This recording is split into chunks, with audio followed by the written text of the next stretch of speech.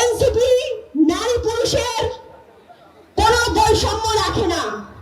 আমাদের এখানে মা বোনরা আছেন। আমি 2 দিন ধরেই ভাবছিলাম একটা কথা আমি বলবো। আমাদের যে বাংলাদেশের আরো দল আছে সেই দলের প্রধান সম্মানের সাথে আমি তারেক রহমান সাহেবকে জানিয়ে দিতে চাই, আপনারা যদি আমাদেরকে, এই নারীদেরকে এলাকার গুন্ডা মাস্তান দিয়ে ফেসবুকে কমেন্ট করিয়ে বাধাগ্রস্ত করতে চান, তাহলে মনে রাখবেন বাংলাদেশের জনগণ ছুঁড়ে ফেলে দেওয়া শিখে গেছে।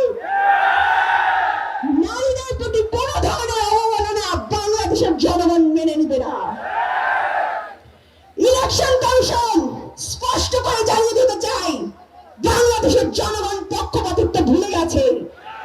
আপনারা যদি পক্ষপাতিত্ব করে আমাদের মার্কায়, আমাদের নিয়ম ধরে কোন রকম বাধা সৃষ্টি করতে চান, আমাদের জনতা আছে, আমাদের প্রশাসন নেই, আমাদের পুলিশ নেই, আমাদের 18 কোটি জনতা আছে। এই জনতা এনসিপির জন্য রাজপথে থাকবে। ইলেকশন কমিশনের শিক্ষা যদি না হয়ে থাকে, তারা যেন সেই জুতার মারা দিয়ে দেওয়া ছবি যেন একবার দেখে নেয়। বাংলাদেশের জনতা, বাংলাদেশের জনগণ প্রতিবাদ করে শিখে গেছে। তারা চাঁদাবাজ এবং শিক্ষিত জনগণের যে ব্যবধান সেটা তারা চিনে ফেলেছে।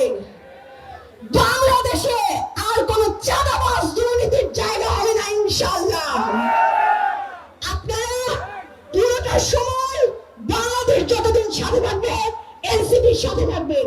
আমি এই মাটিতে দাঁড়িয়ে বলে যেতে চাই, যেমন আমরা চাঁদাবাজের বিরুদ্ধে রুখে দাঁড়িয়েছি, এনসিপি কে অন্যায় করলে তাদের বিরুদ্ধে রুখে দাঁড়াবো। বাংলাদেশের রাজনীতিতে অন্যায়কারী দুর্নীতিবাজদের আর কোনো জায়গা হবে না ইনশাআল্লাহ।